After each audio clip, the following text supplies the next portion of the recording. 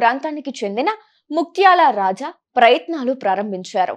ఆకలి చావులు, కరువు పరిస్థితులను ఎదుర్కొనేందుకు ఆహారోత్పత్తిలో స్వయం సమృద్ధి సాధించాలని నవభారత నిర్మాత, తొలి భారత ప్రధాని పండిత్ జవహర్లాల్ నెహ్రూ నిర్ణయించారు.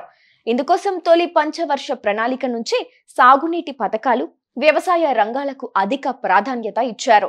అందులో భాగంగానే దక్షిణాదిన నాగార్జున సాగర్ కు శ్రీకారం చుట్టారు. 1955 డిసెంబర్ 10వ తేదీ నుంచి రోజుకు 45,000 మంది 12 ఏళ్ల పాటు శ్రమించారు. మొత్తం 19,71,00,000 మంది ఈ మహాయజ్ఞంలో పాలు పంచుకుని ప్రపంచంలోనే అతిపెద్ద మానవ నిర్మితమైన కట్టడాన్ని ఆవిష్కరించారు. దీన్ని 1964లో అప్పటి ప్రధాని ఇందిరాగాంధీ కాలువలకు నీటిని విడుదల చేసి జాతికి అంకితం చేశారు. ఈ ప్రాజెక్టు నిర్మాణానికి మొత్తం 98 కోట్ల రూపాయలు మాత్రమే ఖర్చు